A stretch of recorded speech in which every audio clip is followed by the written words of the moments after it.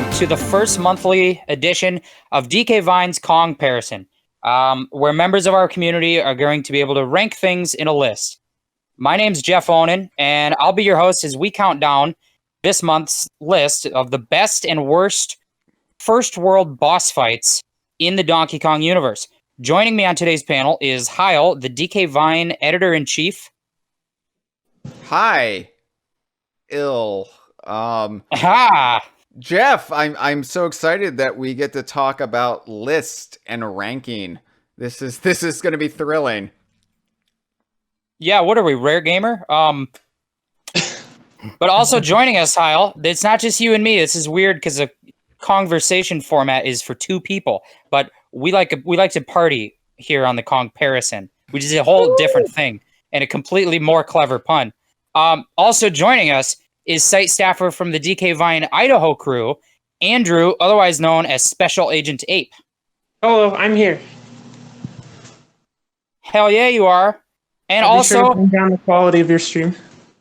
Well, someone has to. Actually, speaking of bringing down the quality, we're also joined by another member of the DK Vine Idaho crew. We got Dustin. We got him. Oh, you flatter me. I decided to take some time out of my busy schedule to, bring a little Dustin touch to this stream. Wait, the Emmys fell through. Why do you say he flatters you, but when he said we've got you, like, oh, you've got me locked up in a cage. You flatter me. You guys have captured me. I'm in such high demand. Actually, we got him, and then Bin Laden's like, "Oh, you flatter me," as they dumped him in the ocean. Anyway, all right. So what are we doing? What is the Kongparison? Because this is the first time that's ever been said, ever. Well, rhetorical question asker. We asked members of the DK Vine forum to take a list that we curated of 11 first world boss fights from home console platform games in the Donkey Kong universe, and then rank those in a list from worst to best. So we excluded handheld games, and we excluded non-platforming games. So we have a nice little manageable list of 11. And that seems really exclusionary. Well, we're pretty exclusive bunch here on DK Vine.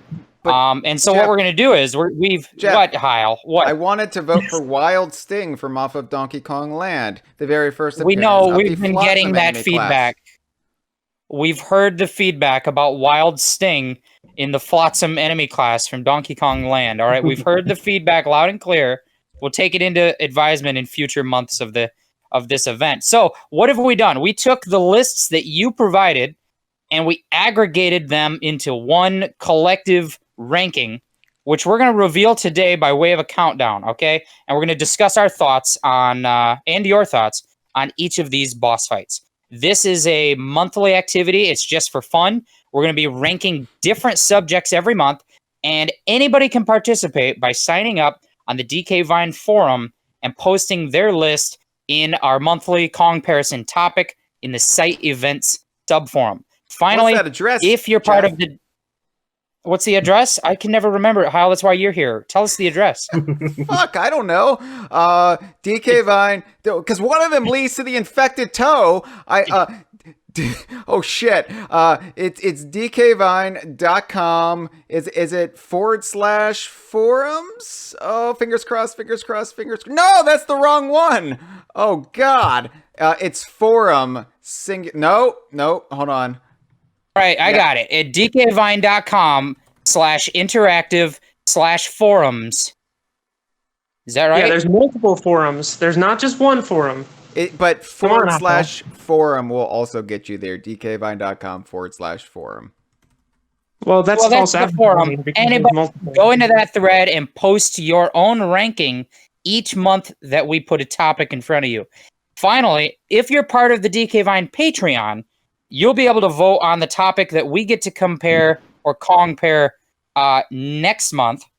And you can sign up for our Patreon at dkvine.com/Patreon.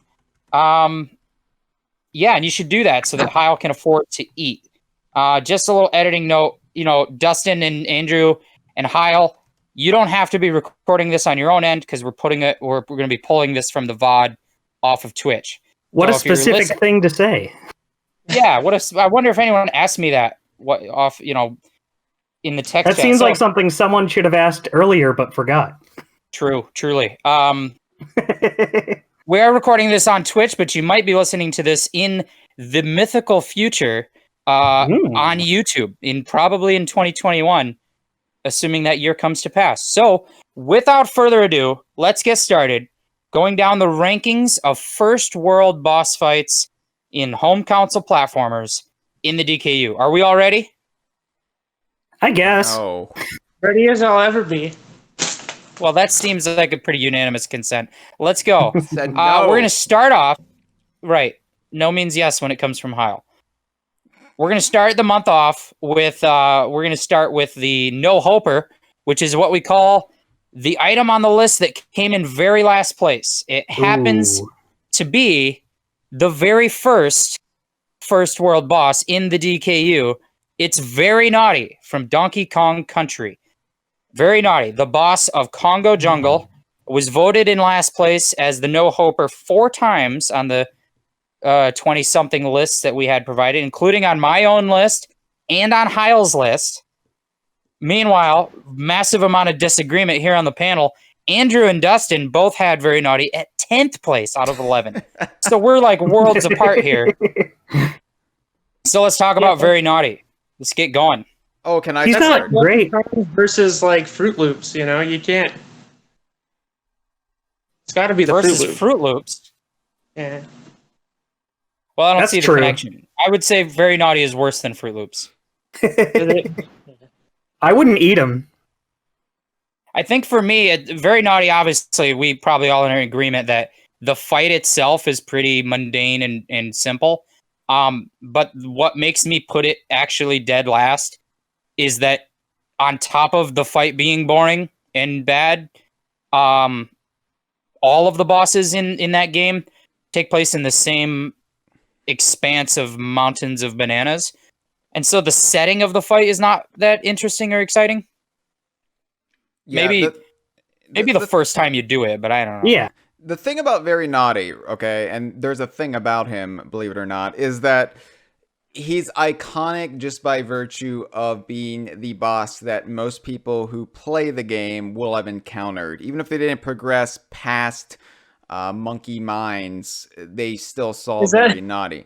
Is that the equivalent of a participation award? Because that's going to be everything on this list. Well, okay, It's like, wow, the first world boss. and That's the first one they see. let me just say up front, because I am Mr. DKU, I don't want people to take me wrong here.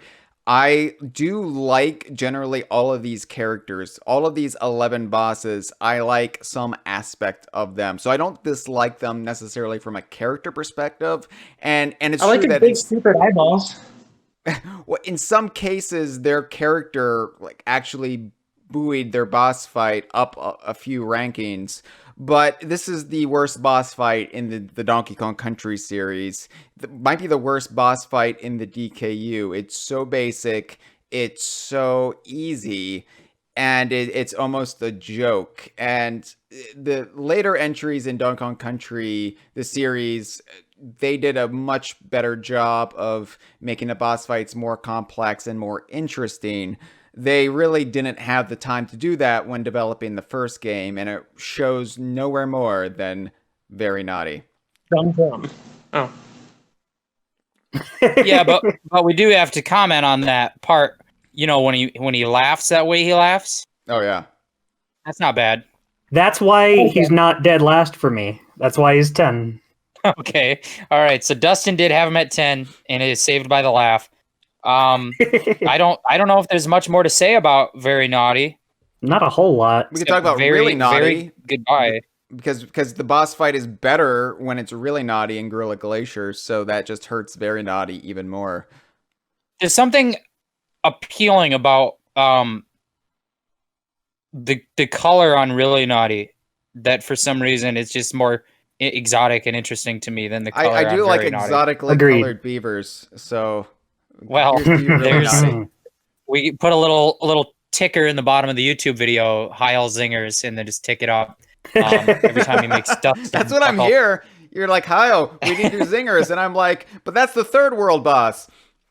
Hey! Hey, All right. Well, I think moving on and moving up the list, the next entry really stretches the definition of a boss fight. Oh no. Coming in 10th place out of 11, we have Conga.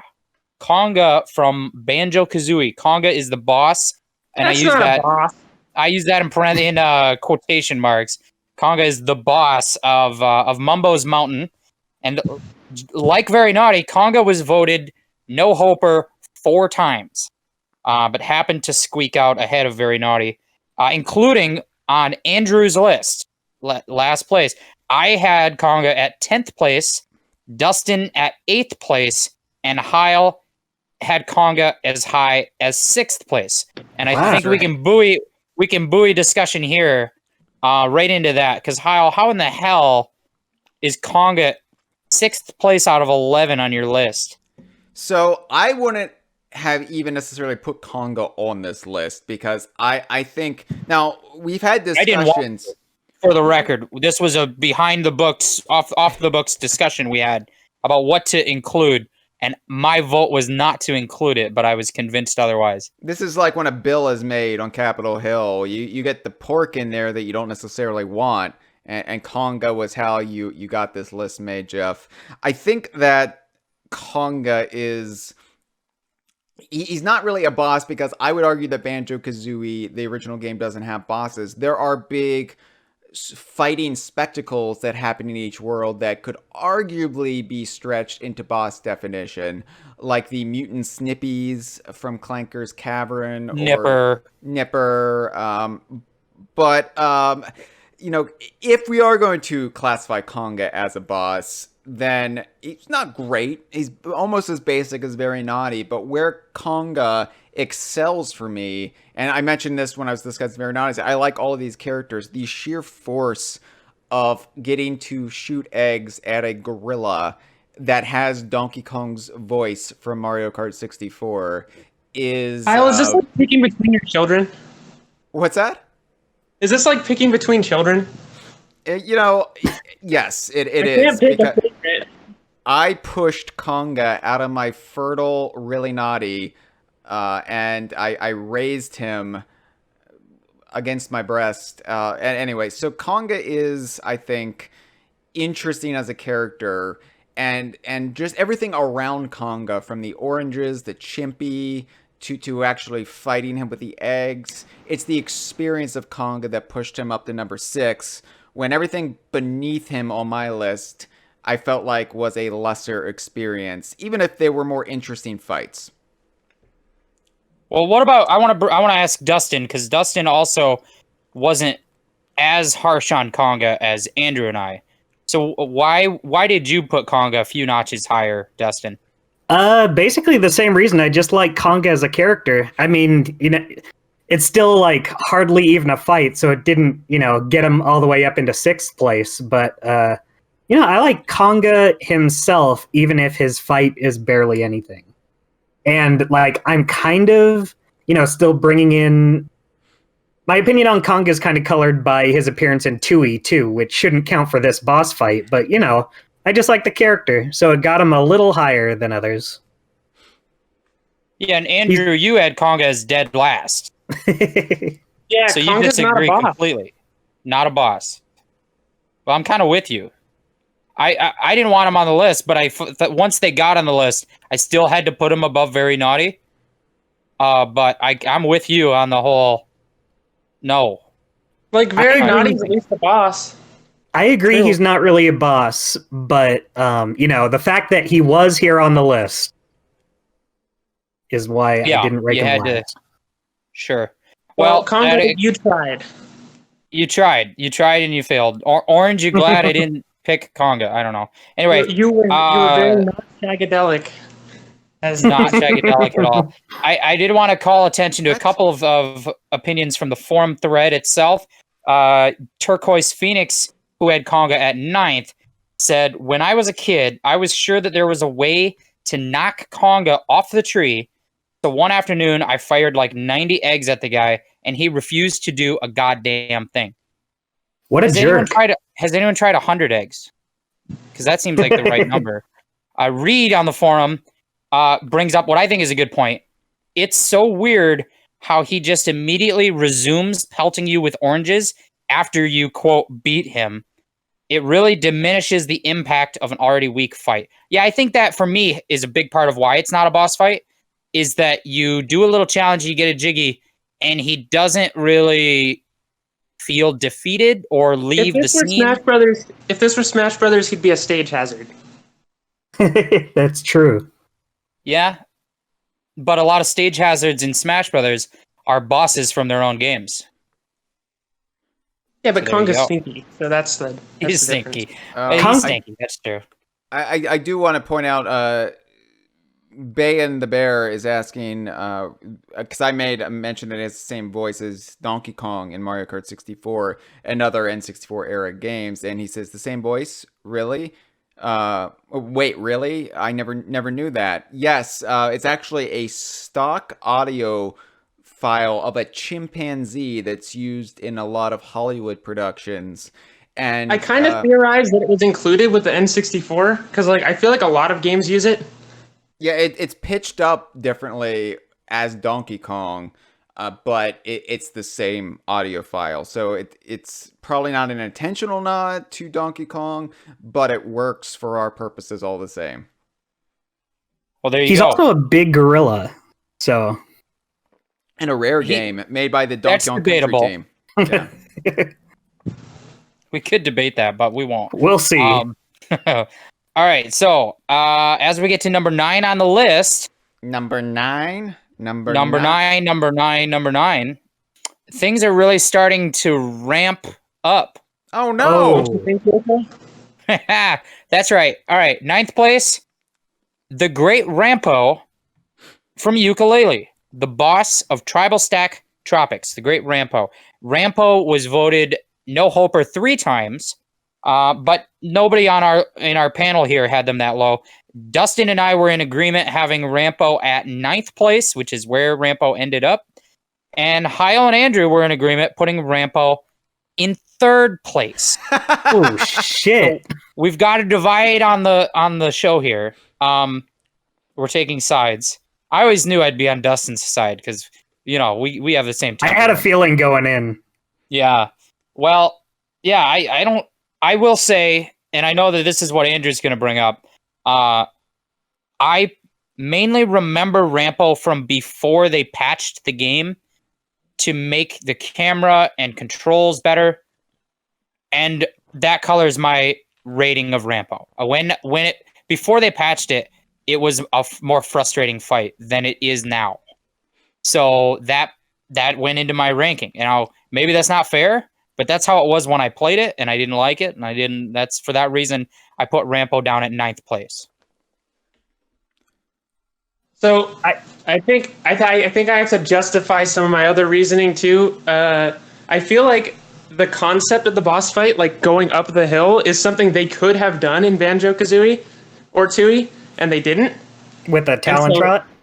Yeah, so it's like building on a concept that already existed and doing something new with it. So I like that. I like that Yooka-Laylee was able to do something different with the same toolkit. I agree with you, and I like the gusto of Rampo because gusto sounds like it could be another Yooka-Laylee boss, but no. With gusto this time, boys. With gusto. That's Rampo. from a song. The fact that Rampo, Ringo. the fact that it's such a stupid concept for a boss. It's a giant ramp that's kind of just folded into like part of the temple architecture. But what really sells Rampo to me is that I find it, especially after the patch, I find the boss fight to be a lot of fun. Not too challenging, but still, it's always fun to do the reptile roll or the Talon Trot. So it's fun to get to do it in a boss fight. That he's a big Cyclops monster that you knock his teeth out is also fun. And I like that it's initiated because he thinks Yooka-Laylee are door-to-door salesmen, and he's just not having it. So many of Yooka-Laylee's boss fights are of this nature where it's just these boss characters, these big monsters, are just so mundane, and they're living these mundane little lives, and they don't want to fight you. They're just like pushed over the edge because modern society is too much for them. And that's what I appreciate about Rampo. I think it's a fun boss fight, fun for a first world standards, especially in this, I guess, Playtonic's first ever boss fight in any of the games they've made. And I think he's a great character. I loved his return appearance in Impossible Lair, even though that doesn't factor into my rating. I think Rampo is underappreciated. He's better than Very Gnawty. Like anyone who put it Very Gnawty above That's Rampo. true. High ramp to clear. Not a lot of people put Very Gnawty higher, I will admit. So, yeah, Dustin, you got any more to say about Rampo other than what we've already said?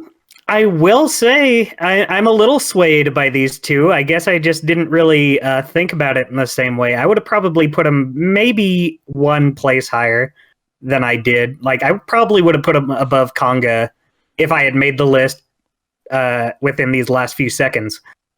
I don't know. When I did it, I also did it pre-patch, and I don't know. It wasn't very interesting. I don't dislike the Rampo fight. It just didn't leave that much of an impression on me. But I only did it once, so I feel like maybe I'll appreciate it a little more if I went back and did it again. I did like that he returned in Impossible Lair. I was like, hey, that's that guy from that first game. I know that guy. Yeah, and he's not even really on a ramp anymore. He's just in a cave. It's like his name doesn't make sense anymore. That's kind of funny. Yeah, but he stuck to it. He stuck to his guns, even though he was moved.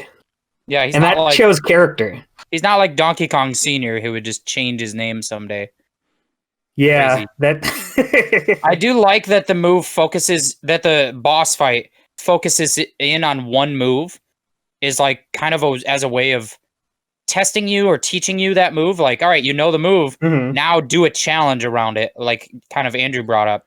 I just didn't like it when I thought it was kind of a little frustrating when I played it. So I punished it for gameplay reasons that might not even be relevant anymore after the patch. I do want to pull a quote here from Adam ACZ in the Idaho crew, who had Rampo all the way at 5th place and said his battle does a good job of teaching the player how to properly use the role. Top that off with some fun and lighthearted dialogue and a fight that's not too hard. Rampo ends up being a fun time. That sounds a little bit like a dating profile. I don't know why, but I would date Rampo. Yeah, you and Rampo are a match. It was Andrew's point about it teaching you the role, letting you get used to it during the fight, that made me say, oh, maybe there's a little more to this fight than I gave it credit for. But it's also on a list with a lot of other boss fights that I enjoy, so probably wouldn't have made it that much higher anyway. Yeah. Well, I think moving on, and also I want to point out, G-Man Sir in the live stream chat, says, I agree with my friend Jeff. So there you go. Little endorsement from the G-Man. Also, G-Man Sir, you sent me something on Twitter last night, and I don't get the reference, so I didn't respond to it. Just wanted to put that out there. I'm old. It does sound like G-Man. Yeah, that sums him up pretty well. I'm an old man, and I don't understand your Zoomer references. G-Man. All right. Well, moving on to number 8 of our list, and we're gonna need a drum roll for this one. Do I need to get my bongos? Yeah, because it's Dread Kong. I was gonna grab my bongos, Jeff. Wait, I didn't say it yet. Pretend I didn't. Okay. Oh, I got mine. I got mine right here. Hold on. Okay. I don't have any drums. Mine are a doopa doopa doopa doopa doopa doopa doopa. It's Dread Kong from Donkey Kong Jungle Beat. Dread Kong is the boss of Banana Kingdom, and Dread Kong was one of the most divisive ones of them all. If you look at like the variety of where people ranked them, some people had them high and low. Dread Kong actually was voted no hoper 5 times, the most of any boss. But by their own admission, I think at least 3 of those voters said they've never played Donkey Kong Jungle Beat, and for that reason, so there should be a little asterisk there. But even in spite of this, Dread Kong made the climb all the way up to 8th place out of 11. That's pretty good. If anything, if you discount those votes, he's the best boss in the games. Yeah, actually, I calculated that, and if you if you average the votes minus those votes, Dread Kong would come like 6th. So not bad. I mean, put a little asterisk, Dread Kong. So speaking of voting them in last place, Dustin, you are one of the people who did that, but you didn't say. But you didn't say I've never played Jungle Beat. So no, that's exactly what it is. I've never. Well, I've only played a little bit of Jungle Beat. Oh, really? Okay, but not enough to get to his boss. Admittedly, I think he's like the one Dread level. Kong, you have to beat 2 levels to fight them. Yeah, I didn't play that many levels. Well, I guess you have to recalculate that average, Jeff. I know, because I think he might climb to 5th place if I take out Dustin's vote. Yeah, I mean, I like him. I like the character. I think the concept of Evil Kongs is a great one. And he has a cool design. I just could not, for the life of me, put him up higher because I have no reference. Well, Dustin, you had him at 11th. Andrew had him at 9th. Hyle at 7th place. And I had Dread Kong at 3rd place on my list. Wow. He's your Rampo. He's my Rampo. Yeah, and I guess I'll defend myself on that. One thing that I put a lot of emphasis on some of my votes was the spectacle of the fight itself, like the setting and just the spectacle of it, because I think that that's important for a boss fight to feel like an event. And obviously, Jungle Beat has a lot of boss fights, like 17 or something. And they happen very often, but this is the first one, and it feels like a very intense event set up in the trees with all these candles and the kind of all of the capuchin monkeys watching on as spectators, which is something that Retro's games would do later with Donkey Kong Country, having an audience of spectators on the fight. But this was the first DKU game to do that. And it's unique in that when Retro does it, they are enemies watching and cheering for the boss. But in this case, they are more like, they're obviously on Donkey Kong's side, the Capuchins, and they're apprehensive, like, oh, we have, he's trying to save us, I hope he wins. But they're not like cheering, like, it's more like, it adds to a level of intensity to the fight, that they're there hoping you win, and then they cheer at the end when you do win. And also, I just think the kind of punch-out style fight is also just kind of cool to me. It's a fun, interesting use of the bongo peripheral. Yeah, I would say that it's also worth pointing out that a lot of the beat-em-up style gameplay in the Dread Kong fight, really all of the fights with the quote-unquote evil Kongs, because I should also point out they're not necessarily evil, they're more misguided or morally brainwashed gray Kongs. Well, I don't know. It depends which definition, which version of the game, because the Japanese version of Donkey Kong Jungle Beat came bundled with all of this insane lore that really makes the game make a little bit more sense, where they stripped all of that away in the Western releases. But whatever the case may be, at the end of the game, they are clearly like on Donkey Kong's side, at least tentatively. So like whatever alliance they had with Ghastly King has been severed. So I'd be really interested in seeing these characters come back. But the beat 'em up thing was also kind of implemented in Retro's boss fights, and the like after the fact, when you've beaten the boss and either the Tiki Tak tribe priest that's all dazed and confused after, or the boss itself, you get to then like punch them repeatedly as Donkey Kong, just as kind of a fun little bonus. But that was the only thing from Jungle Beat that directly inspired Retro's Donkey Kong Country They also games. took the musical sting afterward too, like for the punch, which is cool. Yeah. So Dread Kong is really fun, I think. Really like sets a template for what most of the boss fights against these Kongs are in Jungle Beat. I think he's an interesting design. Out of all of the Kong, I call them Kiss Kongs because you want to smooch him. Well, they vaguely resembled the band members of the 1970s glam rock group Kiss. So we just called it that when I'd give him a kiss too. Wink. I mean, I wouldn't kick Karate Kong out of bed for eating crackers. Let's just say. What a funny example to pick from the gang. Yeah, I think. Well, here we go. Andrew, you ranked them the lowest of the people here who played the game. So I want to hear kind of why did you put them so low? I feel like every boss in Jungle Beat is the same. That's not true. It's kind of the same gimmick where it's just like you have to punch and do the punch. The hard rock, the rocks, the mythical, not Dwayne Johnson, but the mythical birds, The giant birds, the giant Arabian pigs, folklore. and the giant mechanical elephants. They're all different. I think they each play differently, but I do agree that each of those can- archetypes you is can only do- repeated for. You can only do so much with like hitting bongos, which it's fun the first time, and it is the first time, but it's like, I feel like Yes, designing a not at boss all. with a bongo peripheral is probably the most difficult thing a team can be tasked with. So, I mean, kudos for them getting it to work, but you're just hitting a drum.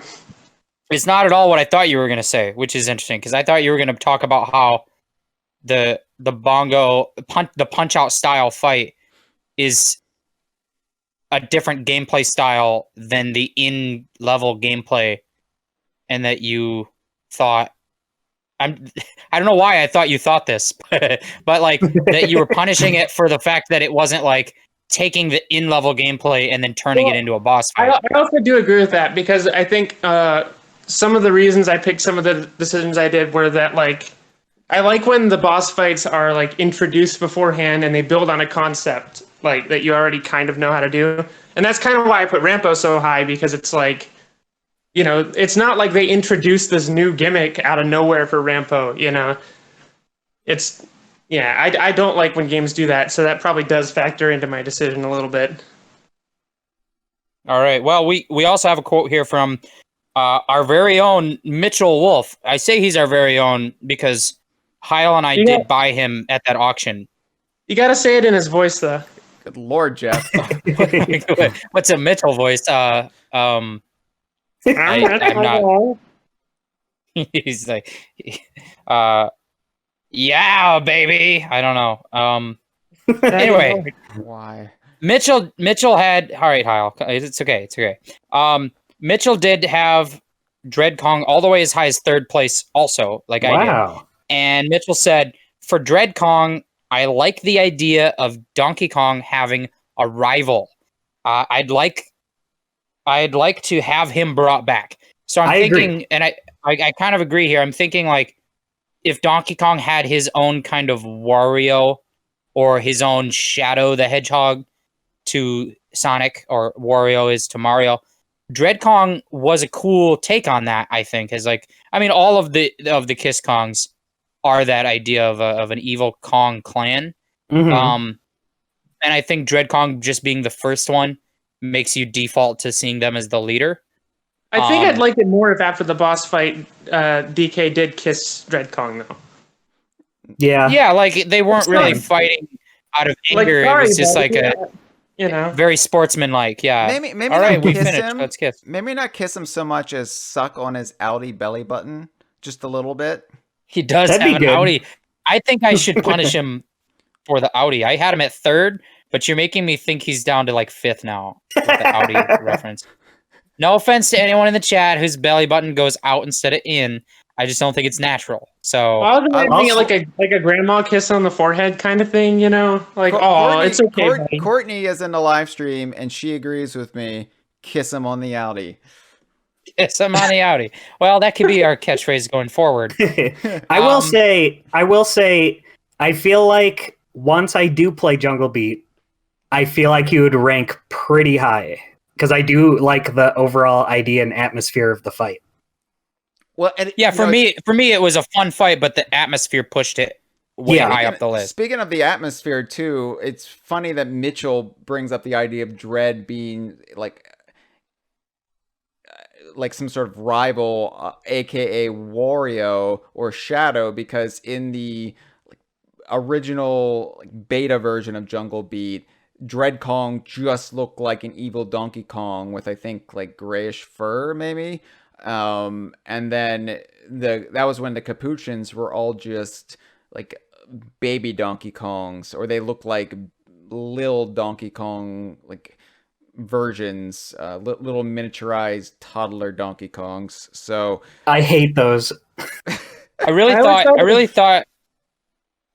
were going to say that it's interesting Mitchell would bring up the idea of Dread Kong as a Donkey Kong rival, considering that Mitchell is my rival. I thought you were going to say that, and then I was going to think, why would he say that? But then you didn't say it, so I don't have to question. Has a rival. It's Redneck Kong from famous Diddy Kong Pilot. So. Oh, I forgot. Famous Diddy Kong Pilot is good branding. It's like Super Mario, but they go with famous. Famous Diddy Kong Pilot coming to Game Boy Advance. It's just like a New York pizzeria. It's like there's gonna be original famous Diddy Kong Pilot, and it's just gonna escalate from there. Yeah, they may have the world's best slice of pizza or whatever, like everywhere it has. I think we can move on. I think there's not much more you can. You got a lot of discussion.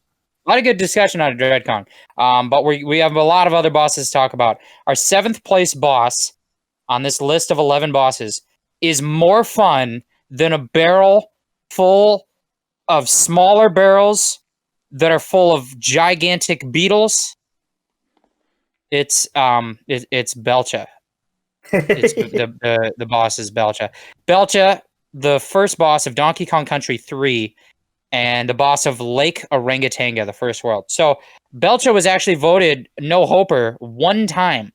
One person said Belcha was the worst boss, but Belcha was also voted the top pick one time. One person said Belcha was the best boss. One crazy incorrect person said that Belcha was the best first world boss in the DKU. Oh, wow. We really are really quick. Nation. So yeah, these divisive times.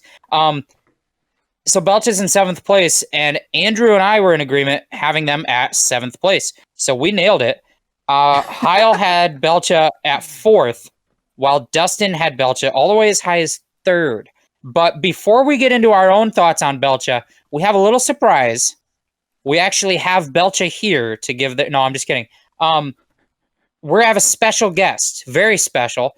We actually have a call-in from very famous, original famous Chris Alcock of Rare fame, who you might know from off of the work he has done at Rare. And Chris has called in to let us know his thoughts on Belcha. Damn it, Jeff. I was hoping you would play it so that we had Chris with us right here. We just had duct tape over his mouth. And then I would go to remove the duct tape and allow him to talk about Belcha before. We need to talk more ahead of time next time about how we're gonna play it, because I didn't know any of this. I'm not a mind reader. All right, let's play the tape. Roll it. Hello DK Vine, it's Chris Alcock here from off of Mr. Pants 2000, and the first world boss I'd like to talk about is Belcha, because I think they are one of the most memorable first bosses. They completely break the rules of boss design for the trilogy they're in, and on top of it all, they're just a really strange creature in what is an already quite a bizarre game. So when you think of the first 2 bosses of DKC 1 and 2, Very Gnawty and Crow, they are larger variants of regular enemies, so you at least have some idea of how you're going to defeat them. You can guess that if you can jump on a Gnawty, you can probably jump on Very Gnawty. There is nothing about Belcha introduced during Lake Orangutanga that will help you in that boss battle. You've never had to jump on rolling barrels, and if you're used to Manky Kong, for example, you might think that it would hurt you. You've seen knickknacks, but only the red flying kind, and you can't pick those up. And even if you manage to figure all of that out, you try and throw a knickknack into Belcha's mouth from a standing start, and it misses. So you might think you're on the wrong track entirely, unless you do a teeny tiny little hop first. On top of it all, you've got a ticking clock, because Belcha is constantly advancing towards you, and the further left Belcha goes, the faster Belcha moves. It all makes him a really stressful first boss, I think, and that's without getting into the whole kind of weirdness of what Belcha even is. A barrel? A creature stuck up inside a barrel, like a Dalek inside its travel machine? And if Belcha is a barrel, why are they full of smaller barrels? Are Diddy and Dixie interrupting some kind of Belcha birthing frenzy when they arrive? I don't know, but I'll leave you with one final bit of trivia. Belcha is a boss with a midway point. The very first time you enter Belcha's stage, you start off in a little room with a trapdoor, and as you fall down, you hit a midway barrel for no reason while you're falling, and that will save you all of 3 seconds if you happen to die and try again. But then that's Belcha's boss fight for you. It's initially terrifying, it's eternally strange, it completely ignores the design rules of the rest of the series, and it all makes for a very, very memorable first boss. That's all right. Chris. Thank you. Yes, Chris. Put the duct tape back on his mouth. He's not allowed to Put speak the for the rest of the Kongparison. Chris brings up a lot of really great points, but I really want to focus in on a Belcha birthing frenzy, turn of phrase, because that is definitely game title material. I would buy Belcha birthing frenzy. Band name material. There you go. Yeah, we'll get t-shirts made. Yeah, maybe Belcha's just like a bigger barrel that stores other barrels, but they're like infested with like bugs.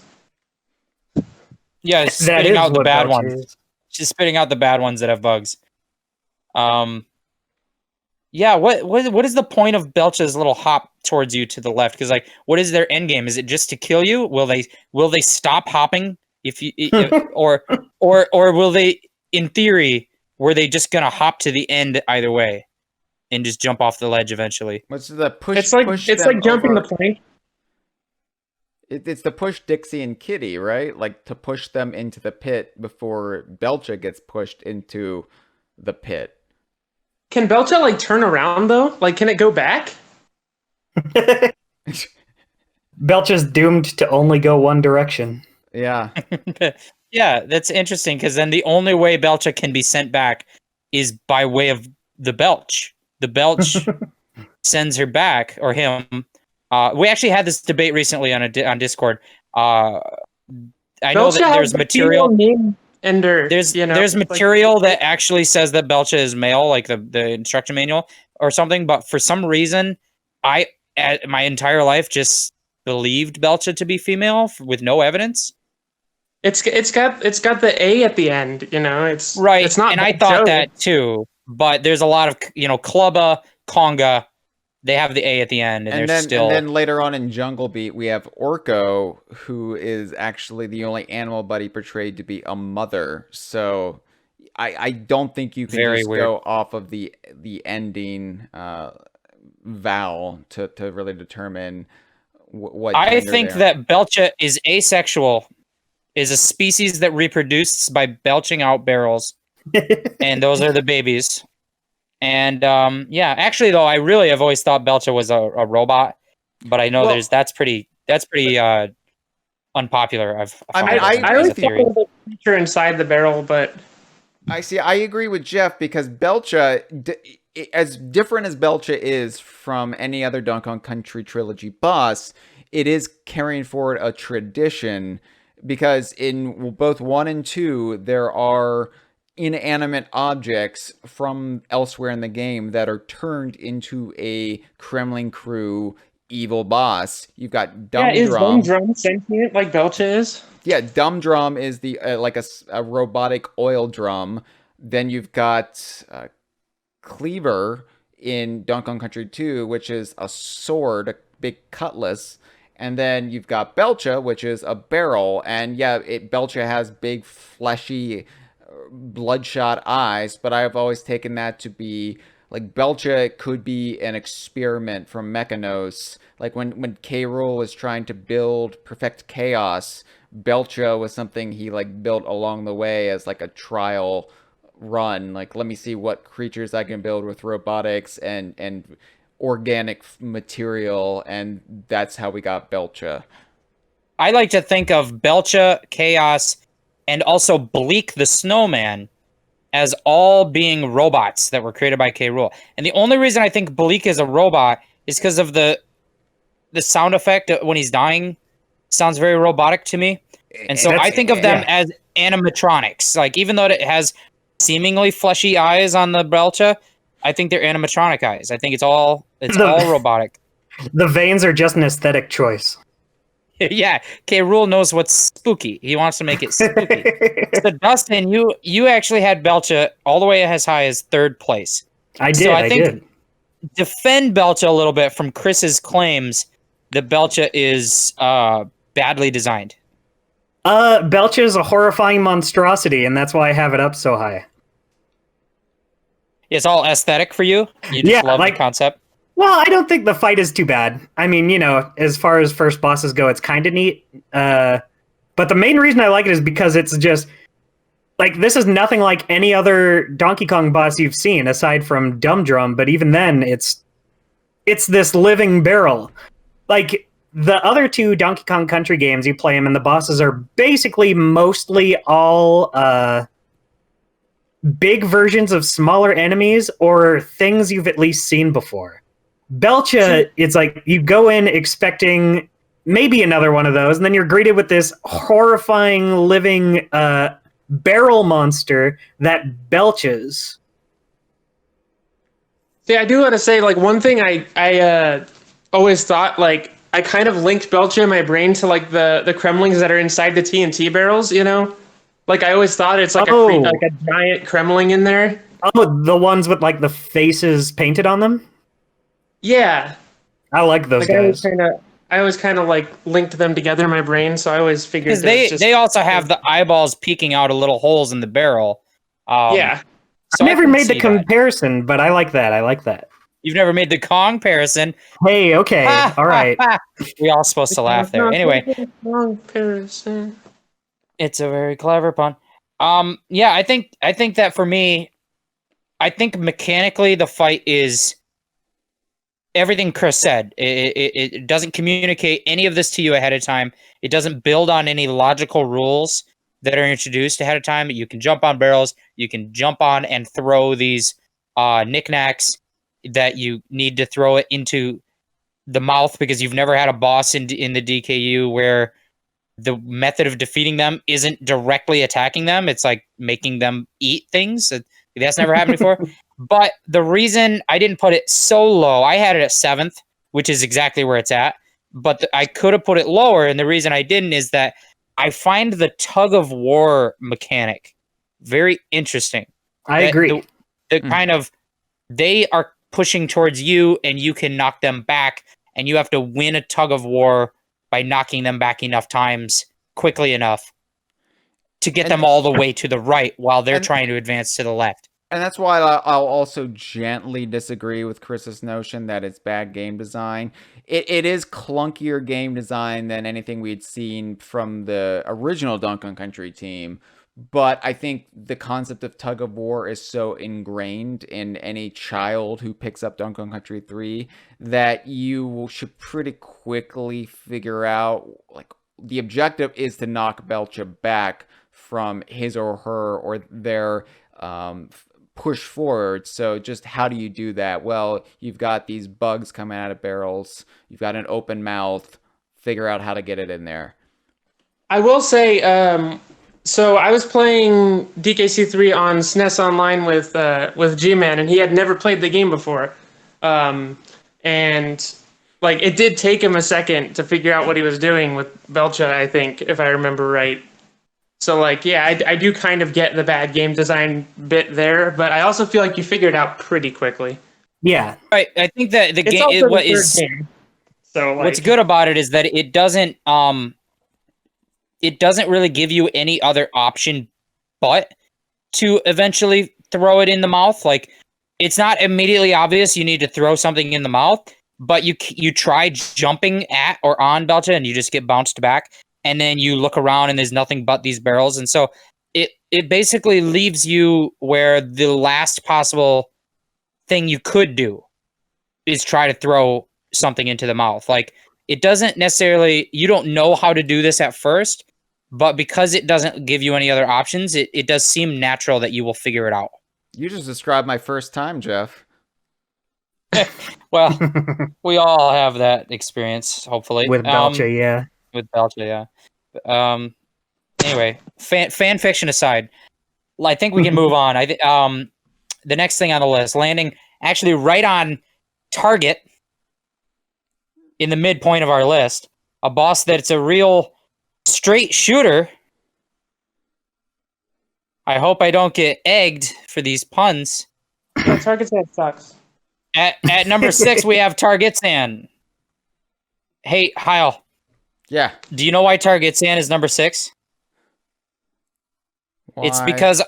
It's because I totem so.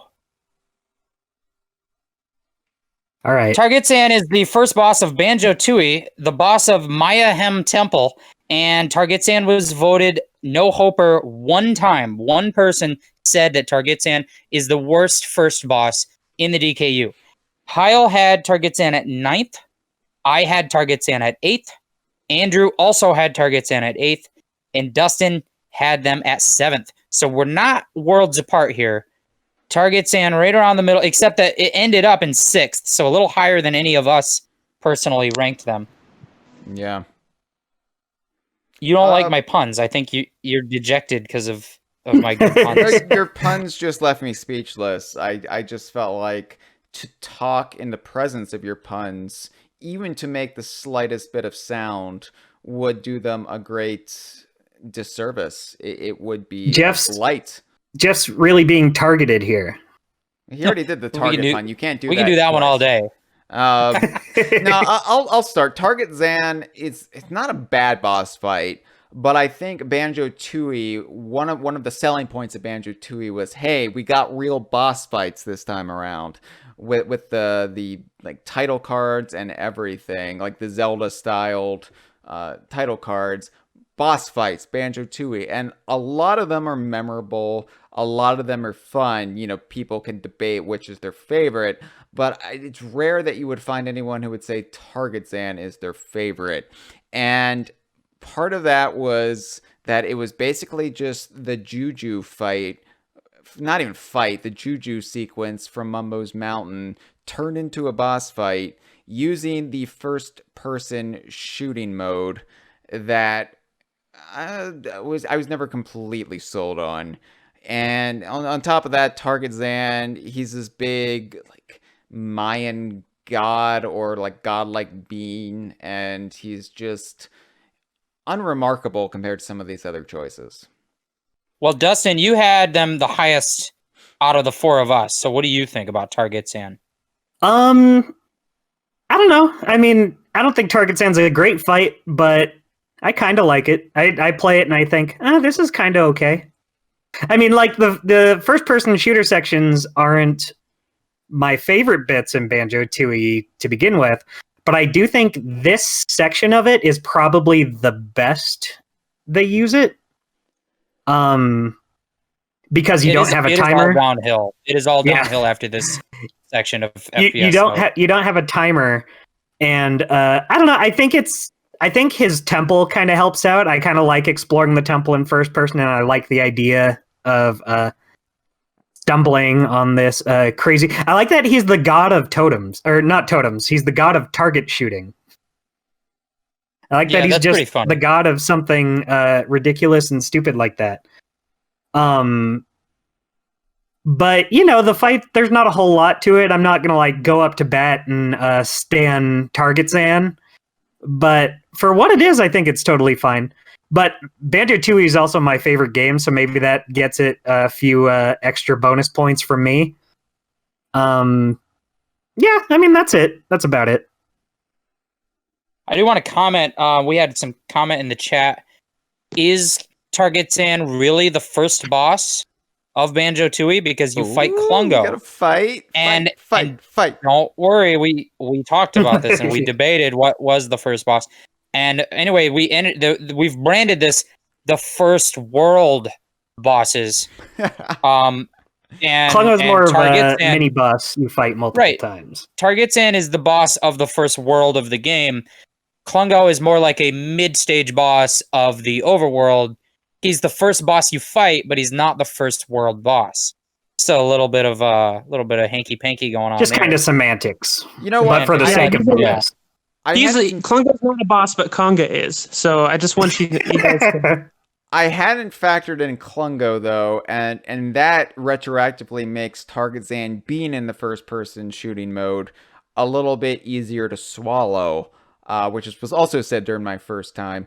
But I think that it's still not an engaging fight for me, all told, especially when you compare it to something like Mr. Patch or the dragons from Hellfire Peaks. I mean, Mr. Patch is also kind of first person. Yeah, It's but just, it's the It just third does it world. better. It's the third world, Yeah. and it's better. So sorry, Targetzan. I don't dislike Targetzan, but I think Targetzan is more interesting as a notion that, like, as a character that the whole world is themed around than an actual encounter. Yeah, for my own self, I punished Targetzan a little bit for the fact that it was. I think that even though it's first person shooter mode, which is divisive, I wouldn't necessarily punish it. I think that it is a fun fight in first person mode. I just don't think the first world boss should have been in first person mode, since it's the first world of the game. It seems like the first person mode, you should introduce that in the first world, but then maybe build up to a boss fight with that later. But the first actual boss fight of that first world, it should be more in the platforming mechanics, because it's the first boss of the game. It just felt like the success of GoldenEye, like, infecting Banjo-Tooie a little bit. Like, oh, we should chase that a bit. It's just like how when James Bond has sex with everyone, he infects them with all his venereal diseases. That's what was happening with Banjo-Tooie. And it makes me sound like I'm harsher towards it than I really feel, because I really don't care. But when you had me rank these boss fights, Jeff, I was like, wow, I never really realized how just blasé I am about Targetzan. Yeah, they all have to go somewhere on the list. It doesn't mean that you hate it. Yeah. To have it low on the list, it just means you like other stuff more. Right. And everyone in the live stream chat is just still debating that we should have had Klungo. Sorry, you've heard my justification. You can disagree with it, but that's I agree. That's what we went with. So I don't know. Why Anyway, don't the honorable mentions say how good Klungo is? I don't like that he's RNG and different every time. I like that. I like it, but I get it. I don't have an opinion. He just should Well, do good all chat, the everyone. things. Good chat. All right, that's Klungo. That was Klungo. Bye, Klungo. Klungo, Klungdon. All right. All right, we're now in the top 5. We're getting into the top 5. Our next boss is one that loves to mug the camera. At number 5, it's Mugly. It's him. Mugly from off of Donkey Kong Country Returns. Yes, from off of Donkey Kong Country Returns, the boss of the very famous Jungle World, because the worlds in that game didn't have names. Oh, you mean the one from Donkey Kong? Right. In Return's defense, they went with that because you're going over the same ground from the first game. But, for example, the first 3 worlds are arguably all in the Congo jungle, so they just named them by their, like, biome type versus giving them a fancy name. So I mean, personally, I'm not into the design decision to make each world very strictly themed around a specific archetype instead of having a variety of locations. Because like Congo Jungle in the first game has a cave level, it has an underwater level. This is not all jungles, etc. All of the worlds in that game are that way. And in Returns, every world is very homogenous. But anyway, Mugly is the boss of the jungle world, was voted the no-hoper 3 times. Wow. And yet still managed to be number 5 on our list overall. How? Above the halfway. Really good. Above the halfway. Well, we had 23 voters, so 3 out of 23 is a small. Anyway, yeah, and so here, let's say where we're at on the list. Hyle, you had Mugly at 10th out of 11. Hyle doesn't like Mugly. No, and I had, well, real quick, I had Mugly at 5th, which is right where it landed, as did Dustin, also at 5th. And then Andrew had Mugly at second place. So we have Wow. a bit of a divide here between Andrew and Hyle. I Yeah, think we'll start with Hyle. My question for Hyle is, who hurt you? Mugly. I mean, Apparently. so okay, Mugly is not a bad boss fight. That's actually a great boss fight. Up there with the best boss fights from the original trilogy, which again, I granted are sparse when you factor in the likes of Very Gnawty. But with Mugly, he's butt ugly as far as design goes. Most people don't. He's supposed to be, from what I gather, It's in his name, though. Okay, but he's supposed to be a really obese Jackson's chameleon. And that does not come across because everybody thinks he's some sort of horned toad or I don't even know, some sort of like dinosaur creature. So that makes Mugly, I get tired of trying to explain what Mugly is. So 10 years of that, and I'm just like, you're number 10, buddy. But also, I feel like Mugly is, and I know I shouldn't be comparing it to other boss fights in Returns, but I feel like Mugly, because, you know, first world bosses should be outclassed by what comes later. But I feel like while Mugly is a very good boss fight, he's not the best boss fight in a game, and I found it in the logic of Donkey Kong Country Returns to be, he's better than the crabs, but I think that he's just basic, and maybe I ranked him too low, but I also ranked Tropical Freeze's first boss really high, so maybe it was just factoring that. I don't like his character all that much, and it's really hard to find anything to really sink my teeth into with any of the Returns bosses because they're all brainwashed animals from Donkey Kong Island, so they're just basically like wildlife that's turned on Donkey and Diddy, and that would be fine. That would be fine if we knew who any of these fuckers were. But I never met Mugly. I have no sympathy for Mugly. If this was Ramby, but I mean, if he's just a brainwashed, like, what if he was an animal buddy in the next game? Because he looks friendly. That would be It's cool. like- Or if he was Ramby in this game, and this is how you unlock Ramby, that would be fucking awesome. That'd be neat. That's what they should have done with all the bosses in Returns, is have them be the animal buddies. And they didn't. It does go that feel route. like a wasted plot when you say the plot of the game is that the Tikis have hypnotized Donkey Kong's animal friends, but then you don't actually make it the animal buddies that we've come to know. That does feel like a missed opportunity. Pixar elephant shits, Donkey Kong's classic friend, Mugly. Yeah, so I think factoring all of that in, the boss fight aside is rather enjoyable, but it's just I hold up Mugly as the epitome of every missed opportunity in Returns. And so because of that, Mugly is number 10. Fuck you, Mugly. Yikes. Well, Andrew, you like Mugly. It's your turn to then rebut that. Mugly is a very fast and fun boss fight that it still has that sense of spectacle. He destroys the platform that you're on 3 times. He changes colors like drastically throughout the fight. So like at the start he's completely yellow, and then he turns red, and he was like, oh, now he's like real menacing. And he uses the mechanics well. He's nice and simple. I feel like he's a fun boss fight to get combos on. You can like jump on him, get coins. Like super easy. He's fun. It's fun to fight. Well, I have a couple of things I need to point out. One is that on the actual prompt that we put on the forum, I listed this boss as Mugly and Kalimba because it's important to note that the real mastermind of the fight is the Kalimba Tiki. Although it doesn't change my opinion of the fight at all. I just wanted that to be mentioned. Another thing I want to say is Targitzan and Mugly on this final ranking were only separated by a single point out of hundreds of points. Wow.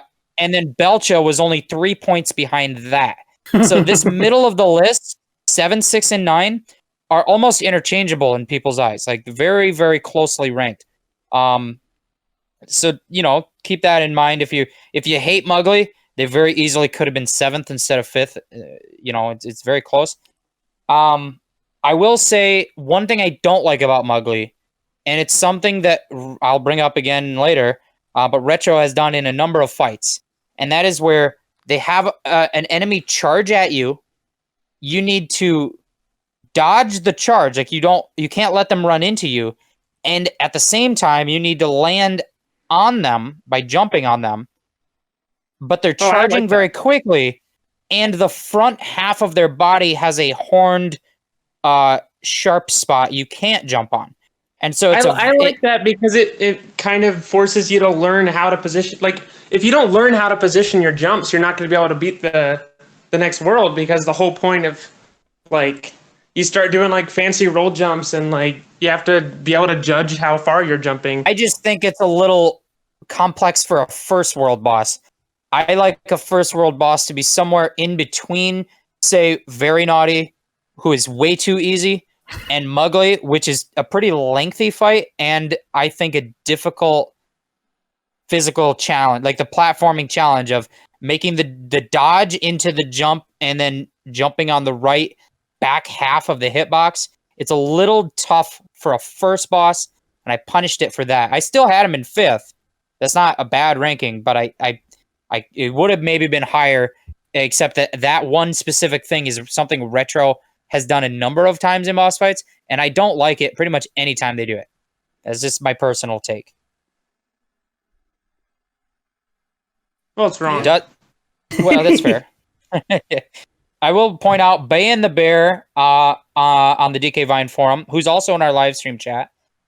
They had put Mugly in dead last, 11th place, and they said, I think I'll take a pathetically easy boss you can dispose of in a minute or less over a boring fight that's dragged out ridiculously long, hence Mugly coming in dead last.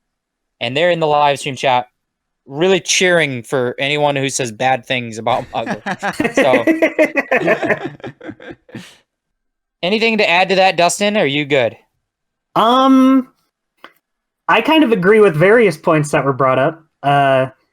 I don't know where I stand on Mugly's design, because I do agree it really doesn't look like what I assume it's meant to be, but I still think it's a cool design on its own.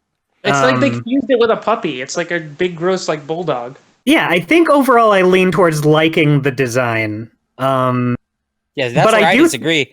I actually go with Hyle on that. I think the design and the personality, like the way he kind of like dies in dramatic cartoon fashion, or like passes out, I think it's a little over the top, and I just kind of think it's ugly. I don't like the look of it, but that's fair. Whatever.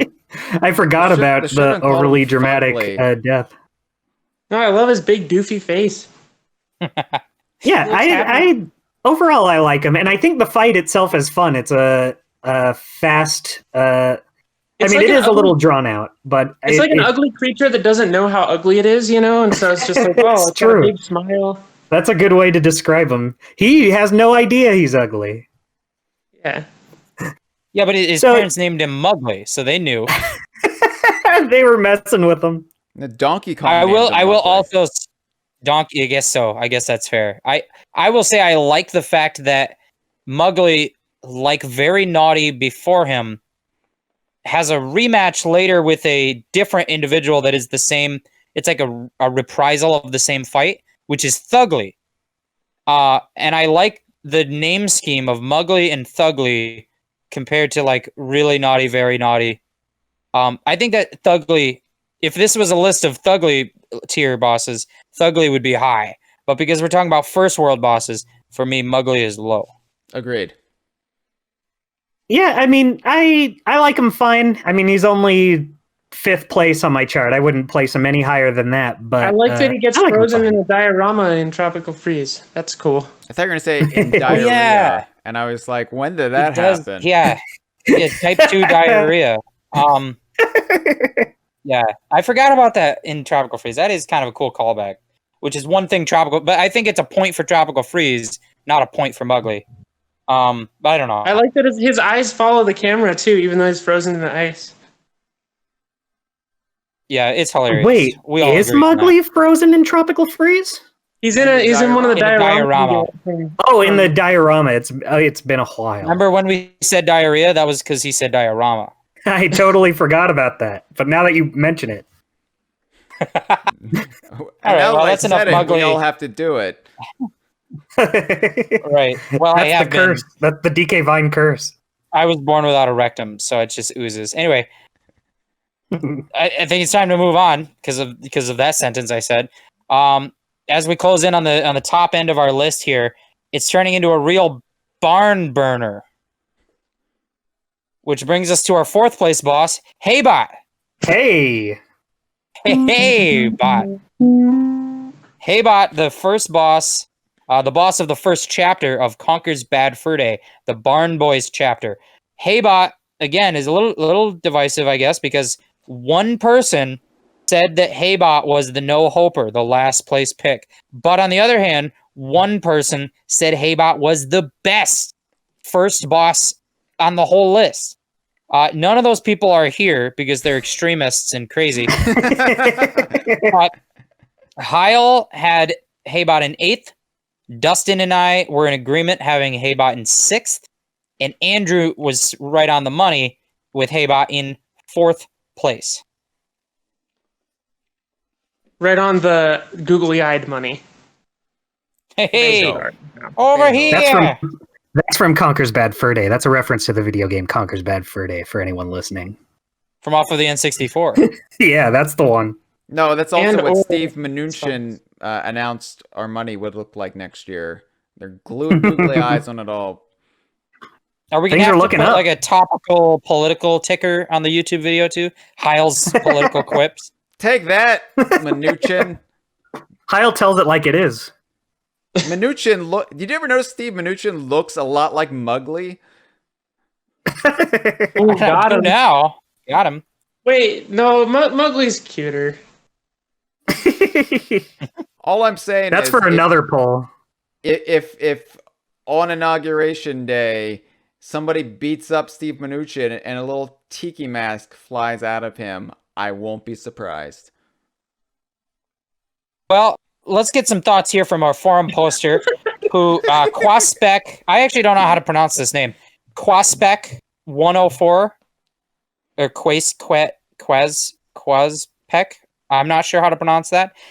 They said they were the one person who had Haybot as the best, the number one, and they said this is a great indicator of what the game will bring. The boss comes out of left field, is a clever movie reference. And I like the gameplay of using Frankie to avoid the Suzy 9mm. Punching the button on Haybot is satisfying as well. Mmm. They wrote so there you go. I don't know how clever it is when you want to do a Terminator reference and you're like, "Hey bot." It's not there's really no riff there that really correlates to anything that's clever. Well, you just don't get it. That's true. It's a high IQ joke. It is tricky that way. Receiver is on another level. But I want to say, Dustin here, I think, is probably the biggest Bad Fur Day fan in the group. And meanwhile, Andrew actually put Haybot the highest. So between you two, you should be able to give us a pretty good idea of what makes Haybot good. I have something I want to say about Haybot. Immediately after making this list, I regretted putting him as low as I did. I feel like if I had made this now, I would have put him 1 or maybe even 2 spots higher. Wow. Well, maybe next time. Yeah, I like that it's a 2-phase boss fight. I like that first you fight him in the barn, and then you fight him down below when he turns into where he reveals he's the robot. I think that's very cool. I like that you hop around on Frankie for both phases. Well, it's optional in the second phase, but I think it's a very memorable fight. It's a cool design. I don't know if I'd say it's like the most fun boss fight, but it's fun enough. Hopping on Frankie's fun. Yeah, I would have ranked him higher than I would. I like that it introduces the concept of what you do in the fight really well beforehand. Like, you kind of know exactly what you're going to do. Poking him with the pitchfork. Yeah. It's very self-explanatory. You hop on a pitchfork, you know what you're going to do. A lot of the Conquer bosses is that like they are just kind of this non sequitur thing where it's like you kind of have to figure out, oh, you do this. But then I feel like that one actually kind of builds up on itself, which makes it a bit better than most of the other Conquer bosses. I agree. The only thing I don't like about it is that I feel like punching the button on it is a little finicky sometimes. I feel like I'm mashing it before he'll actually punch the button. But well, that's because you're bad at it. Yeah, I'm willing to say that's more on me. But yeah, I like Haybot a lot. We'll say for Haybot, so I had it 6th, which is the midpoint of the 11 items. And this is the midpoint for me where, actually, I should have said this about Belcha, really. I think Belcha is the shaky midpoint where everything below Belcha I kind of dislike. And everything above Belcha I like a lot. And then Belcha is the shaky one where I'm like, I like it a lot for character reasons, but I kind of admit it's not a great fight. But yeah, Haybot is firmly in the side of my list of bosses that I like this boss fight. And I will say that I really like that Bad Fur Day of all DKU games. I think it has the highest scope of boss fights because it's not so much just a straight platformer where, you know, everything's kind of simple and self-explanatory. The game itself from the ground up is more about spectacle and sequences of gameplay that build on it. So I think the whole, like, yeah, the multi-phase of the fight, and then you start off in a pretty straightforward small space, and then you drop through the floor into the much larger arena fight. It's very classically Bad Fur Day, and Bad Fur Day is the only game in the DKU that really hits that scale of a. And you know how I feel about straight platformers, so. Yeah, and Hyle, you had him as the lowest of out of the 4 of us. Yeah. See, the thing is, I don't dislike Haybot, and there's a lot I really like about the fight. I love that it incorporates another character in Frankie, and that it's like taking this weirdo that Conker has stumbled across and making him an instrumental part of this set piece. I really, it's weird because I realized when considering Haybot that I like so many of Conker's Bad Fur Day's bosses, and it's a game that's not really talked about much in the breadth of its boss fights. It's really discussed more in just the cinematic set pieces and how it's more of an interactive cutscene than it is a real platformer at times. But I think where it really does shine, even above Banjo-Tooie, maybe, is its boss fights. Maybe that's extreme. I don't know. But I think about the boss fight with the Experiment, with Heinrich. That was the alien's name, right? Yeah. Heinrich. Yeah, it slipped out of my mind. There was something Nazi related. And then even things that are arguably boss fights, like feeding the villagers to Bacula through the meat grinder. Yeah, I just really like all of those sequences. And I don't dislike Haybot, but Haybot was the one I was struggling to remember the most outside of Frankie's involvement. Would you give him a kiss, a kiss Kong? Rather? No, I would have a roll in the hay with him. Well, that's sexual. I think. What was I going to say? I think that what really elevates it for me is that bit as soon as the fight ends with the sad music and Frankie's like broken in half. It's like that's like the end cap on the fight. It's like the little. This is your payoff. You win the fight, and then you get the cutscene. That's your reward. Yeah. And that cutscene with the sad music, and and Frankie's just everything Frankie says makes me laugh because of his funny voice. And then he's just like broken in half, And Conker's like, nah, I can fix it. I mean, just like tapes them together. And he's like, yeah, this is great. Yeah, I love that cutscene. Conker So fixed him with no benefit for himself. He helped save Frankie's life just because it was the right thing to do. And then he killed a baby. That's true. Well, yeah. The other funny thing about Haybot that's kind of not really brought to the surface in the game is the logic of the Haybot. In that, why is there this like advanced futuristic robotic security system guarding this dilapidated old barn? And that it's just like this farmer that owns it is apparently eccentric enough to really like value his farming equipment, and he wants a killer death bot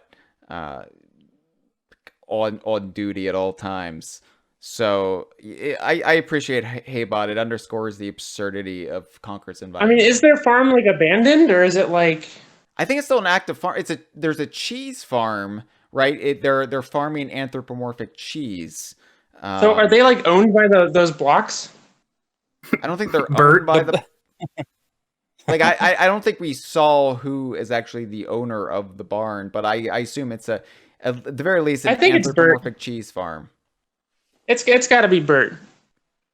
yeah, Bert the Crate is the farmer. That's funny. Yeah, I do. Yeah, go ahead.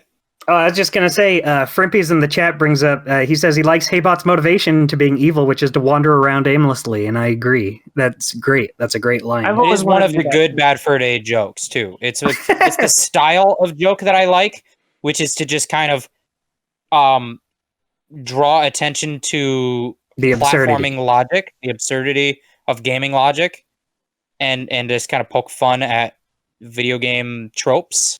Mhm. So just I'm gonna wander around aimlessly. I like that bit. That's a funny something joke. that really Yooka-Laylee and Platonic have carried forward more so than like taken from the Banjo series. I think that was really established in Conker, and Platonic has been inspired by, because there's a lot of jokes in Yooka-Laylee about along those lines. Cameron has a question in the chat. This is a very good question. Yeah, was the Haybot always a robot? I took "it's me again" to mean Frankie had destroyed him once already, and he was rebuilt as a Hay cyborg. He brings up. He says, "So my nemesis is defeated." Yeah, Yeah, there's an implied history there that is implied for no reason and it's just nonsense. And It I never love comes that. up again. I love that. I like how all of these questions, or like for half of these bosses, are so are they a robot, or were they always a robot, or Well, I think that's all we can get out of Haybot. Let's It's- keep it moving. Especially after this. One last thing I'll say about Haybot. Yeah. After this conversation, I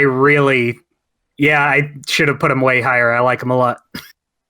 I'm not sure what I put. I put him at 6. So that means 5 things were higher, and I think it's just because I like all 6 of those things, like a lot. So Mhm. it's not that I dislike Haybot to put him all the way to 6th.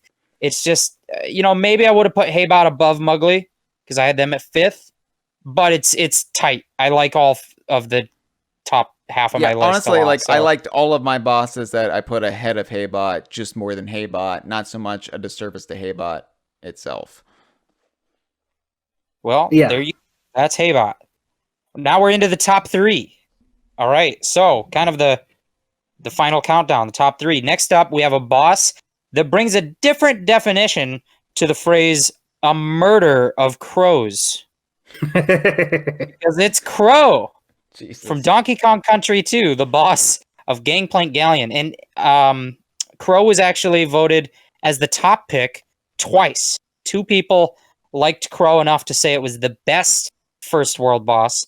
None of those people are here, but we all liked Crow. Hyle and I both had Crow at 2nd place. Dustin had Crow in 4th place, and Andrew had Crow the lowest at 6th place. Whoops. You didn't hear that. What do you got against Crow? Andrew What do you got just against Crow, fell Andrew? over by how much I he was hates just Crow. so.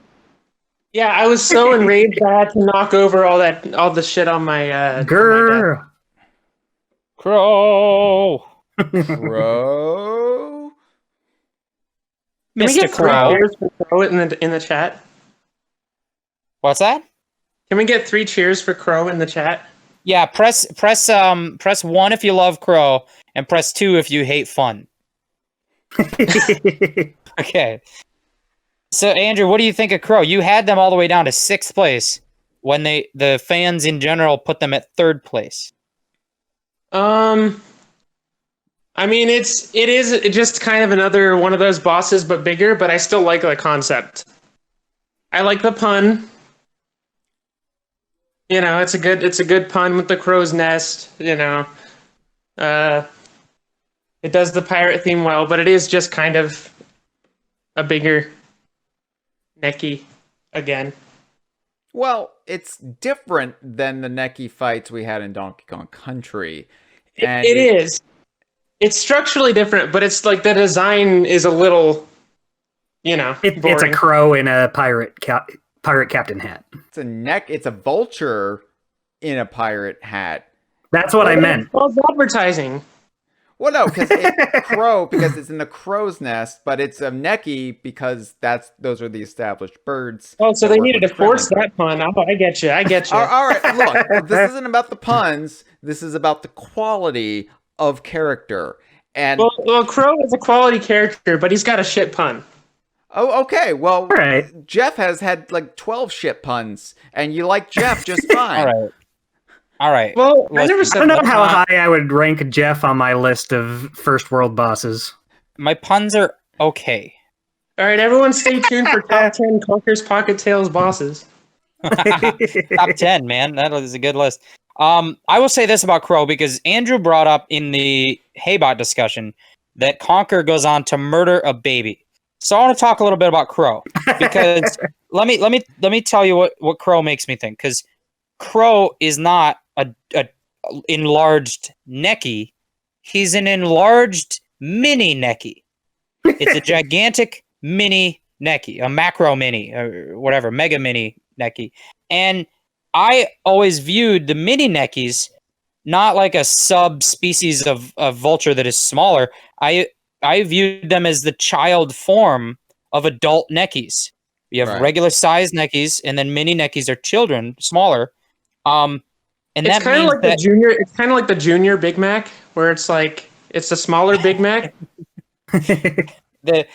so Crow is a child version of a gigantic Necky like Master Necky Senior or Master Necky Junior are.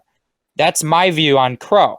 Now, that means that Diddy Kong and Dixie Kong canonically murder a baby or at least a child.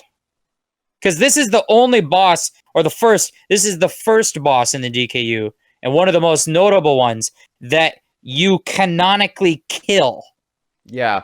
Which is the most notable thing about Crow. So usually when you defeat any baddies in the DKC series, there's no implied death going. It's like you've knocked them out. You've knocked them unconscious. You've given them. Well, I mean, you're knocking them like into the water, into the ship. Okay, but their fate is left ambiguous. Their fate is left ambiguous. With Crow, you've essentially broken his neck with his own eggs.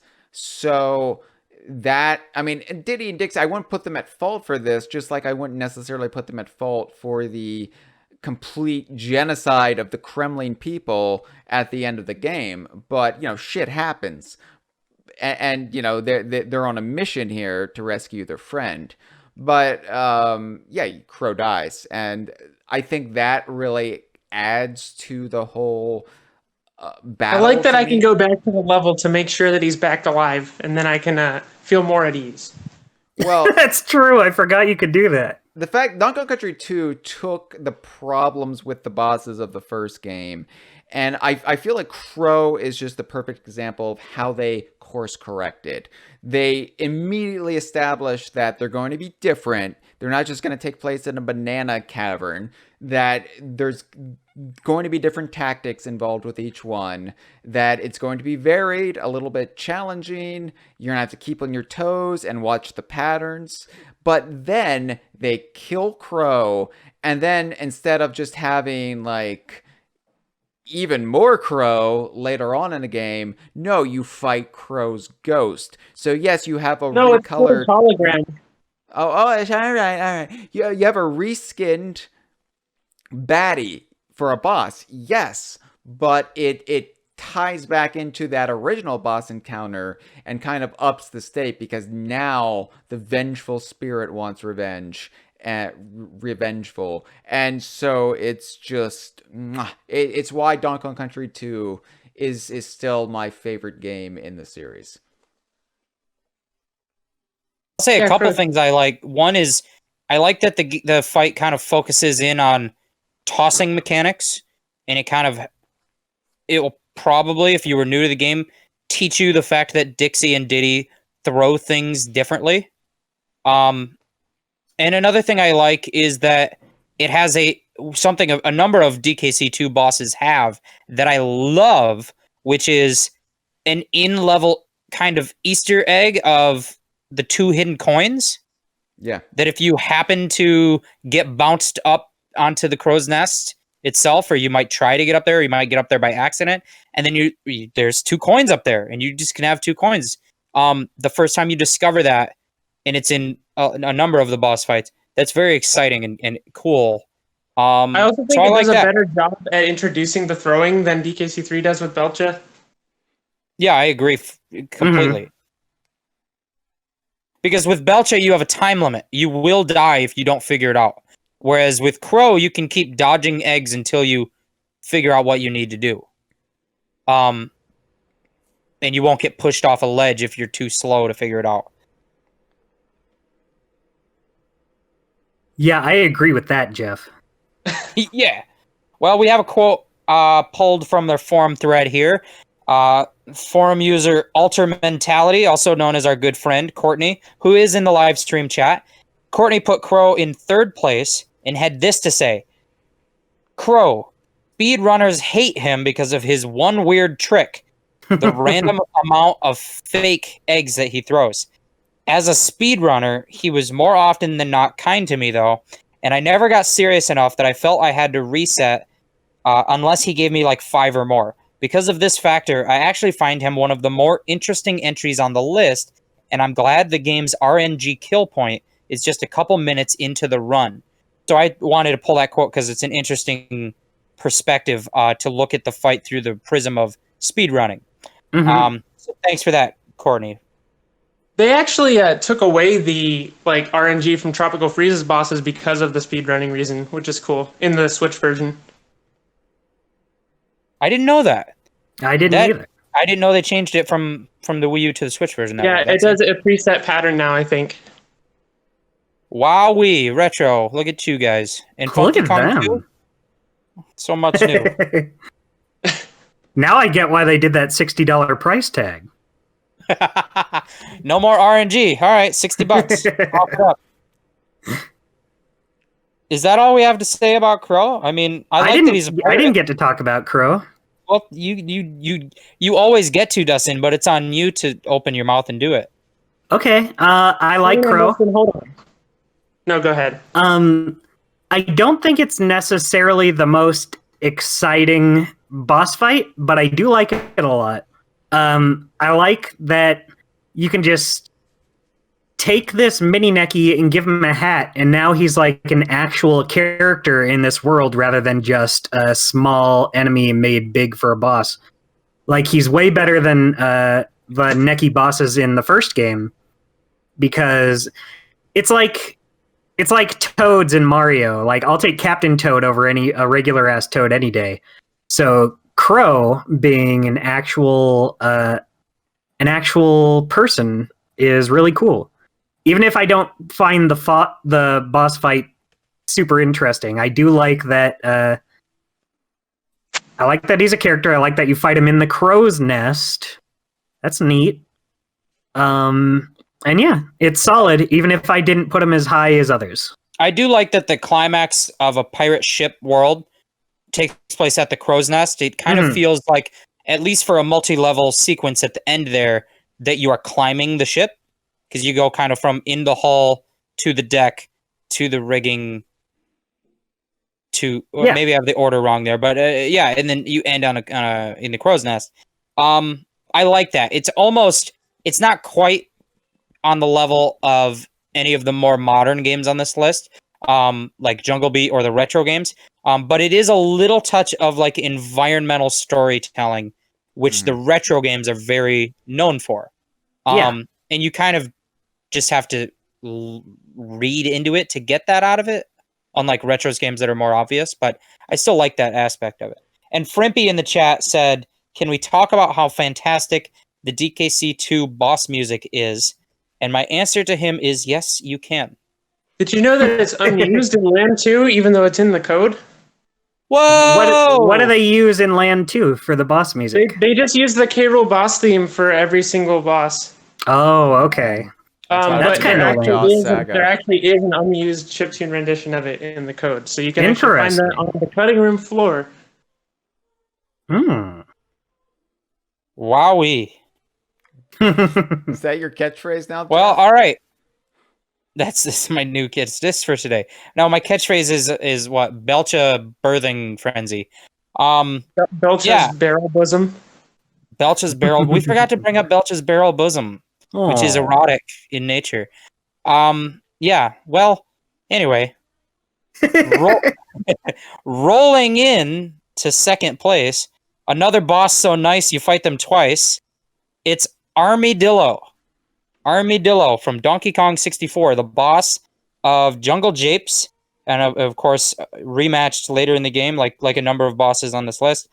Armadillo was the top pick 4 times. Wow. 4 times, which is the second most number of times. And then that kind of explains why Armadillo has come in second place. I was one of those people.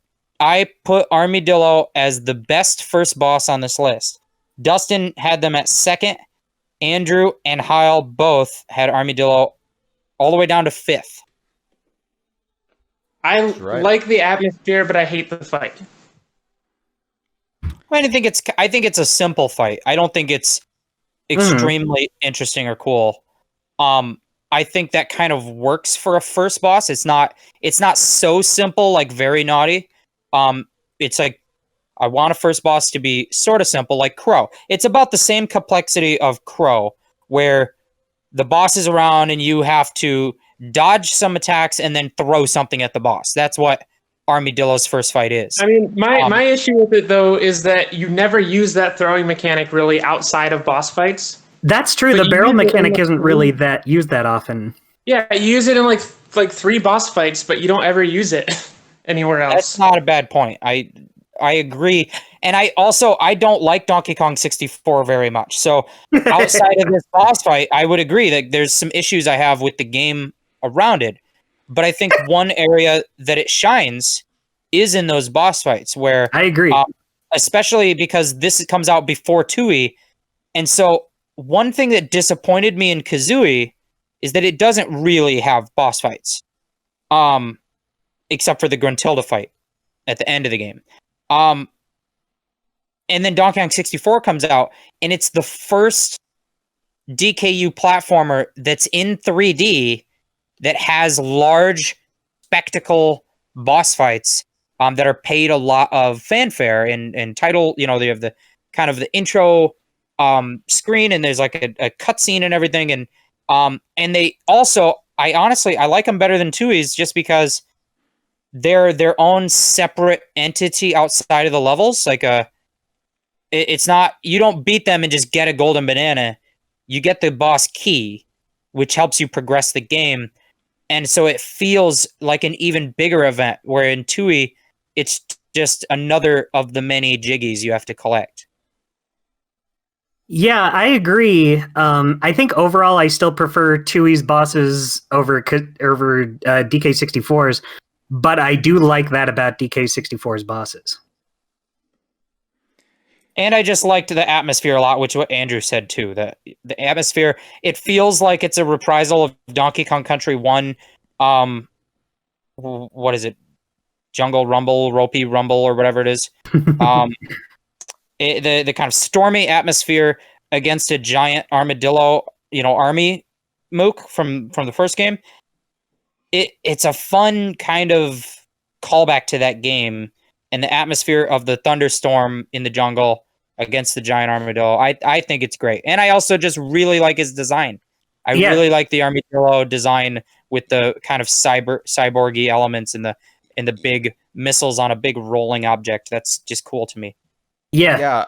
That's exactly why I have him up in second place too. The design is fun, and it just feels like this massive encounter when you first find him. Yeah, and I had him as fifth, and that doesn't mean I dislike him. It just meant I like 4 bosses better. I think that Armadillo, one, I really like him because he is the giant boss version of a baddie that ultimately isn't even in Donkey Kong 64. It's from an earlier game and Conker's Pocket Tales, weirdly enough. But Armadillo, there were going to be armies in DK64. They got cut, but Armadillo survives. And so I like that we finally get a boss version of an army. And honestly, like the boss fights of Donkey Kong 64, by and large, they aren't bad. I know I give DK64 a lot of shit, but I don't think I really have much of an issue with its boss fights. Even the ones like Mad Jack or King Cutout, I kind of like those fights for what they are. Mm-hmm. And the boss fight with K. Rool, it's long and brutal, like everything with Donkey Kong 64, but I like it. And Armadillo, it's perfectly like middle of the road boss fight for me. It's enjoyable. It doesn't overstay its welcome like Mugly does. It's just right for the first boss. And yeah, what Jeff said, Banjo-Tooie wasn't out yet, so this was a real first taste of bosses in a 3D platformer from Rare, Banjo-Kazooie's arguable choices notwithstanding.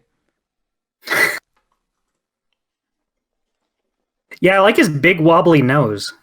That's good. That's what we all like too, I wanna think. suck on it. And I want to give it a smooch for sure. Yeah, you'd give it yeah. a kiss, not kiss Kong though.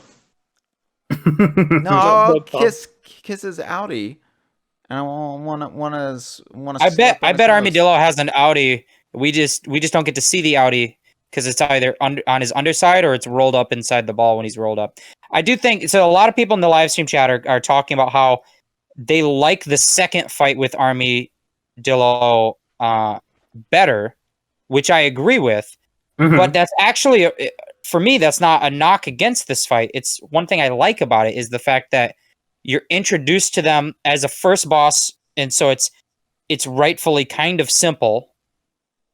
But then you get that rematch that, for me, just makes me like that character a lot more because you get to see them again, and that's not unique to Armadillo. We do that a lot, like Crow. We get to fight the ghost of Crow. But this one, it just, I don't know. I agree. I like the second fight better, but to me, it makes me appreciate the first fight for kind of introducing him, and then you get to rematch as like a payoff. Agreed. Because the second fight wouldn't be as cool to me if you hadn't already fought them once in an easier form.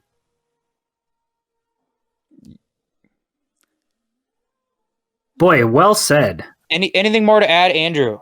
I feel like we kind of skipped over you a bit.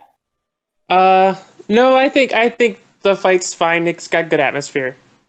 I like when he goes zzz and gets electrocuted. It's cool. Yeah, I think I do agree that the fight itself isn't necessarily the most engaging. It really is just how good the atmosphere and the design is for me. It puts them all the way into second for me. Yeah, well, I had Crow at second, and I think that Armadillo's barrel throwing, the basic mechanics of the fight, it basically is the Crow fight, but in 3D. Like, essentially, if you boil it down to dodge attacks and then throw a barrel, it basically is the Crow fight, but with much larger spectacle and better atmosphere with the thunderstorm. So I had Crow at second, and I had Armadillo at 1, because I just thought it's like a better atmosphere version of the same concept. Yeah. And that's Armadillo. It sure is. All right, and Courtney saying goodbye in the chat, so thanks for joining us. Goodbye. And we're getting down to the final entry, the number one choice, which I think you might be able, you might be able to presume what it's gonna be. I think every donkey was in agreement. It's Pompy the Presumptuous because his name's Pompy the Presumptuous, and I said presume because you could have narrowed him down by elimination, so then you could presume, and then presume's in his name. That's the joke. The boss of Lost Mangroves from Tropical Freeze. He's presumptuous. He sure is. That's his title. Pompy was voted as the #1 boss 14 times. By far people's favorite boss. Not even close in the point score. And out of those 14 top voters, 3 of them are here. It's the people who aren't me. So Dustin, Hyle, Andrew, you all said that Pompy was the best first boss in the DKU. I had Pompy at 4th place, and it's not because I don't like Pompy. It was just that I had, who did I had? Army, Crow, and Dreadkong. I just really like the spectacle on Dreadkong. But, yeah, you gotta love Pompy. So, why is Pompy good? Tell the people why Pompy's good. All right, The music. Oh, well, fuck you. You'll start. I guess I'll start. Better luck next time. Yeah, I mean, it's just it has so much going for it. I like that he has the Tucks watching him. I like that there's only a few Tucks. It's not like a sold out audience. He just has a few who came in and said, hey, we should check out this fight. I hear there's going to be a throwdown with Pompy and Donkey Kong later. So they come in and watch. That's neat. The music is such a good track. It's one of my favorites in Tropical Freeze. He's just a fun design too. He's a sea lion and with a Viking hat.